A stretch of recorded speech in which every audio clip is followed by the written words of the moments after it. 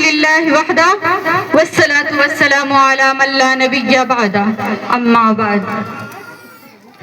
جامعہ ام سلمہ پرسونی کی عزم الشان 7واں سالانہ اجلاس عام ختم بخاری کے مبارک موقع پر میری تقریر کا عنوان ہے شادی بیاہ کے موقع پر ہمارے معاشرے میں رسم و رواج کا دخل اور شریعت اسلام کی رہنمائی۔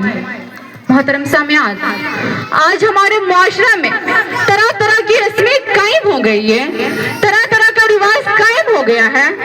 شادی کرنا سنت رسول ہے، شادی کرنا باعث ثواب ہے، لیکن اس نیک کام میں بھی خرافات داخل ہو گئے، اس سنت رسول میں بھی ناجائز کام ہونے لگا ہے۔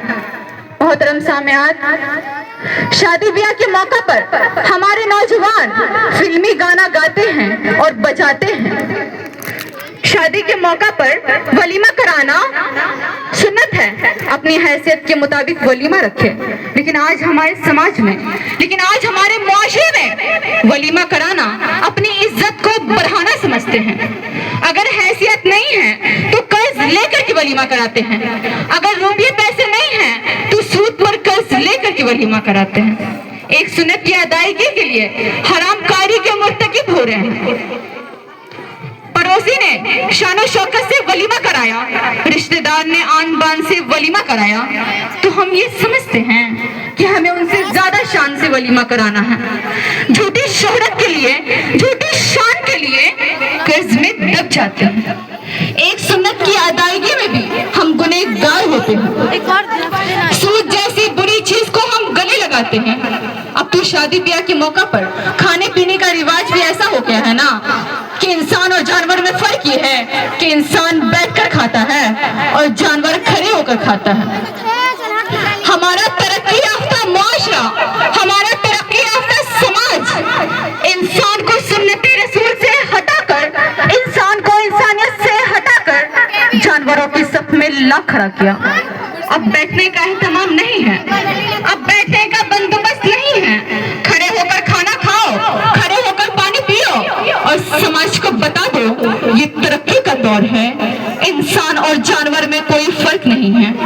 محترم سامعات، آج ہمارا مسلم طبقہ غریبی اور مفلسی میں مبتلا ہے، آج تنگ دستی دامن گیر ہے۔ بہت سے گھروں میں غریب بچیوں کی شادی نہیں ہو پا رہی ہے۔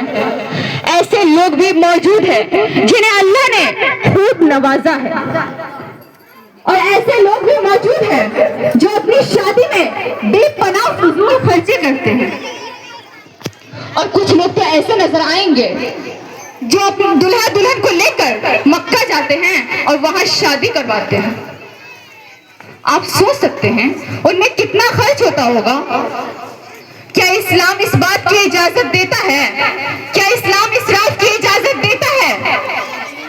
اگر ہم اسراف سے بچیں اور وہ رقم غریب بچیوں کی شادی میں لگائیں تو یقیناً ان بچیوں کی دعا ہمارے ساتھ ہوگی، اللہ کی رضا ہمارے ساتھ ہوگی، اور سنت رسول پر ہمارا عمل ہوگا، اور ہم دونوں جہاں میں کامیاب ہوں گے۔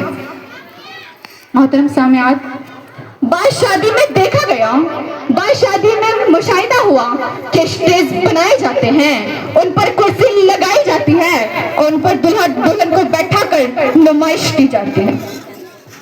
اسلام نے پردے کا حکم دیا، اسلام نے حجاب کا حکم دیا، یہاں اسلام کے حکم کے خلاف نئی نویلی دلہن کا چہرہ سرعام دکھایا جاتا ہے اور اسی کو ترقی کا نام دیا جاتا ہے۔ کسی کی بھوکی نگاہیں پر پڑتی ہے، کسی کی پیاسی نگاہیں پر پڑتی ہے، سب کی نگاہیں انہی پر پڑتی ہے، دلہن مرکز نگاہ بنی رہتی ہے۔ کیا یہی سنت رسول ہے؟ کیا یہی پیغام اسلام ہے؟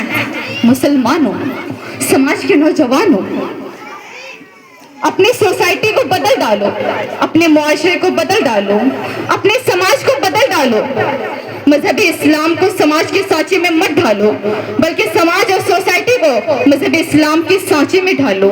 اب بھی وقت ہے، حالات بدل ڈالو۔ محترم سامعات، ہمارے سماج کی اصلاح ضروری ہے، ہمارے سماج سے خرافات کو دور کرنا بہت ضروری ہے۔ حالات کا جائزہ لیتے ہیں تو ہمیں یہ پتہ چلتا ہے کہ ہمارے معاشرے میں کچھ ایسے بھکاری بھی موجود ہیں جو تعلیم یافتہ یافتہ ہیں. کچھ بھکاری ایسے نظر آئیں گے جو عالی شان مکان میں رہتے ہیں. کچھ بھکاری ایسے ہیں جو ڈاکٹر ہیں. کچھ بھکاری ایسے ہیں جو وکیل ہیں. کچھ بھکاری ایسے ہیں جو بینکوں میں کام کرتے ہیں. اور کچھ بھکاری ایسے ہیں جو ماروتی گاڑی سے چلتے ہیں. آپ کو تعجب ہو رہا ہوگا, آپ دل میں سوچ رہے ہوں گے کہ میرے بولنے کا مطلب کیا ہے, میرے کہنے کا مطلب کیا ہے. تو سنیے, میں آپ کو واضح لفظوں میں بتا دینا چاہتی ہوں, کھلے لفظوں میں بیان کر دینا چاہتی ہوں, صاف صاف لفظوں میں بتا دینا چاہتی ہوں کہ ہمارے معاشرے کا وہ نوجوان جو اپنے ہونے والے سسر کے سامنے جہیز کے لیے اپنے دعوت کو پھیلا دیتا ہے, وہ بھکاری ہے. ہاں وہ بھکاری ہے. ہمارے سماج کا وہ بزنس مین تاجر جو بغیر جہیز کی شادی پر تیار نہیں ہوتا, وہ بھکاری ہے. اسکولوں اور کالج میں پڑھانے والا ٹیچر اگر جہیز کے لیے مطالبہ کرتا ہے تو وہ بھکاری ہے. سماج کا ہر وہ نوجوان جو جہیز کی مانگ کرے وہ بھکاری ہے. سماج کے نوجوانوں, اگر تمہیں دولت چاہیے تو دستے محنت سے حاصل کرو نا. اگر تمہیں روپیے پیسے چاہیے تو محنت مزدوری سے حاصل کرو. اگر تمہیں عیش و آرام کی زندگی چاہیے تو شب و روز محنت کرو. دوسروں کی دولت پر لالچ نہ کرو, ورنہ تم میں اور بھکاریوں میں کوئی فرق نہ ہوگا, ورنہ تم میں اور بھکاریوں میں امتیاز نہ ہوگا. محترم سامعات, ہمارے سماج سے ایسے بھکاریوں کو دور کرنا بہت ضروری ہے. ہمارے سماج سے ایسے بھکاریوں کا صفایا کرنا بہت ضروری ہے, ورنہ غریب کی بچیاں, غریب کی لڑکیاں کواری رہ جائے گی اور یہ جہیز کی بھکاری اسے شکار کی تلاش میں سرگردہ رہے گا.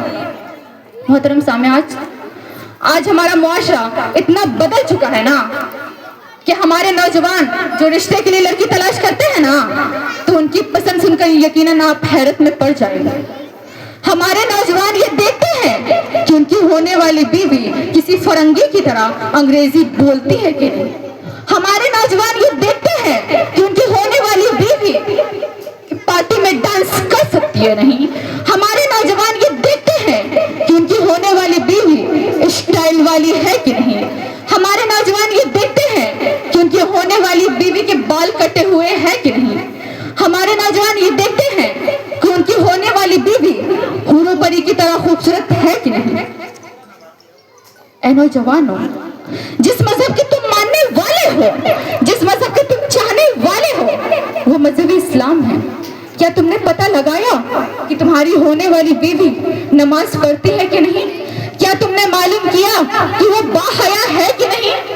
کیا تم نے معلوم کرنے کی کوشش کی کہ وہ حور و پری کی طرح خوبصورت ہو یا نہ ہو, لیکن اچھی سیرت والی ہے کہ نہیں؟ کیا تم نے معلوم کیا کہ وہ اللہ اور اس کے رسول سے ڈرنے والی ہے کہ نہیں؟ اگر معلوم نہیں کیا, اگر پتہ نہیں لگایا, تو ایسی لڑکی تلاش کرو, ایسی لڑکی ڈھونڈو جو نماز پڑھتی ہو, روزہ رکھتی ہو, پردے کا اہتمام کرتی ہو, فیشن سے دور رہتی ہو, شیٹ کی پابند ہو, حسن اخلاق رکھتی ہو, اچھی سیرت رکھتی ہو, اللہ اور اس کے رسول سے ڈرتی ہو, فاطمہ الزہرا کے نقشے قدم پر چلتی ہو. اگر تم نے ایسی لڑکی کا انتخاب کیا, اگر تم نے ایسی لڑکی ڈھونڈی, تو تمہارے لیے دنیا میں بھی بھلائی اور آخرت میں بھی بھلائی ہے. یہاں بھی کامیابی, وہاں بھی کامیابی ہے. اللہ کے رسول صلی اللہ علیہ وسلم نے ارشاد فرمایا, نیک بیوی مرد کے لیے نعمت ہے. ہو نیک تو شوہر کو نیک بنا دیتی ہے بیوی, ہو نیک تو شوہر کو نیک بنا دیتی ہے بیوی, ہو بد تو گھر کو جہنم بنا دیتی ہے بیوی. کہتی ہوں میں عورت کا ہے شہکار, کہتی ہوں میں عورت کا ہے شہکار, برا کو اچھا, اچھا کو برا بنا دیتی ہے بیوی. میں انہیں چند باتوں پہ اپنی بات ختم کرتی ہوں. وآخر دعوانا الحمدللہ رب العالمین. السلام